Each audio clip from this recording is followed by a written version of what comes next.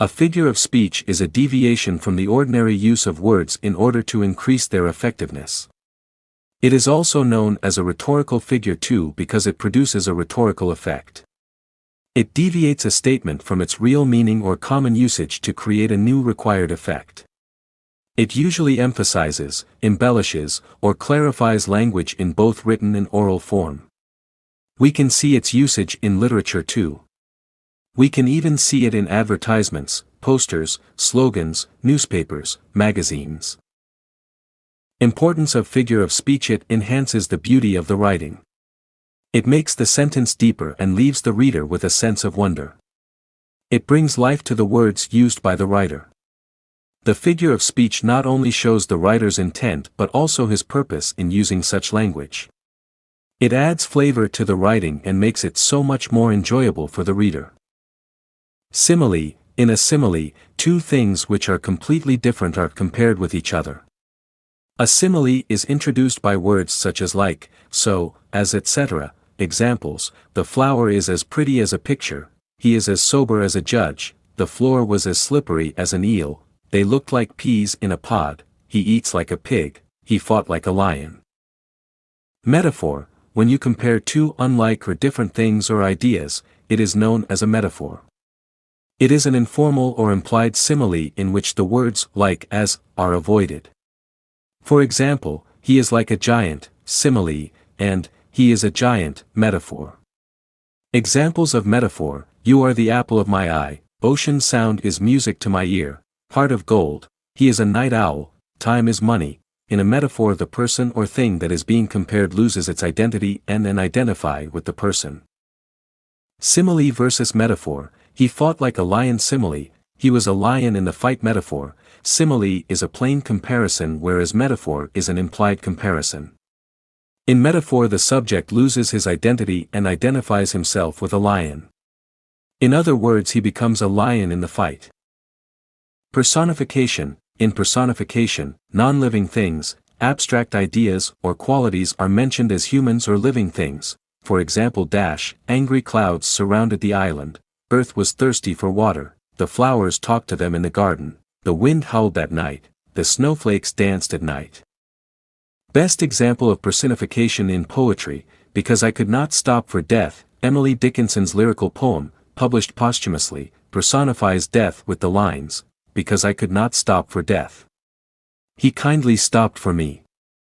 Oxymoron: an oxymoron is when two words are used together in a sentence but they seem to be in contrast with each other. An oxymoron is a figure of speech that willingly uses two differing ideas. This contradiction creates a paradoxical image in the reader or listener's mind that creates a new concept or meaning for the whole. Example: life is bittersweet, they knew they could feel the joyful sadness on his arrival. Sweet sorrow, peace force, free market, jumbo ant. Oxymoron examples: 1. Almost exactly, 2. Awfully good, 3. Deafening silence, 4. Freezer burn, 5. Living dead, 6. Loyal opposition, 7. Old news, 8. Only choice, 9. Open secret, 10. Pretty ugly, 11. Same difference, 12. Small crowd.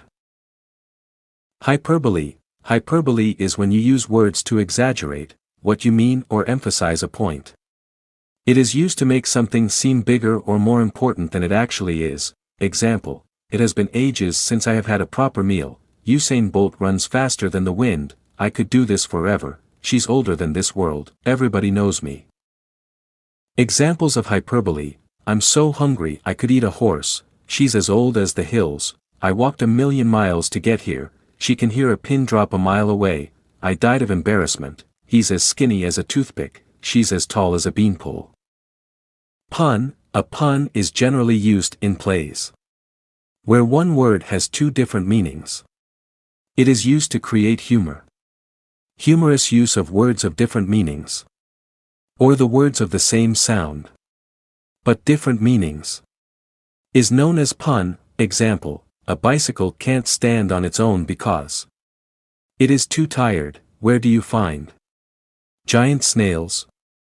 On the ends of the giant's fingers. Alliteration, it is a series of words, which commence with the same letter. Alliteration consists of the repetition of a sound, or of a letter, at the beginning of two or more words, for example. Dirty dolphins, dove across the ocean, purple pandas painted portraits. She sells seashells, Nick needed new notebooks, Fred fried frog's legs on Friday. Irony, if you use terms that contrast with what you say and what you do, it is known as irony. It's like a difference between what is said and what is meant. Example. A traffic cop got a ticket for parking in a no parking zone. The Titanic was said to be unsinkable, but got sunk on its first trip when the viewer knows who the killer is in the movie, but the actor doesn't know that. In an ironic phrase, one thing is said, while another thing is meant. For example, if it were a cold, rainy gray day, you might say, "What a beautiful day." Or, alternatively, if you were suffering from a bad bout of food poisoning, you might say, "Wow, I feel great today." Euphemism. A euphemism is a polite word or expression that is used to refer to things which people may find upsetting or embarrassing to talk about. Euphemisms are often used in everyday speech to soften difficult situations. Examples of euphemism. Example 1, we have to let you go, Tyler. To let someone go is to fire someone. Remove from job. This is a euphemism that sounds much nicer than the harsh truth of the situation. Example 2, she's a curvy woman. Curvy is often used as a euphemism for overweight. Example 3, Jimmy was sent to a correctional facility. A correctional facility is a more professional and nice word for jail.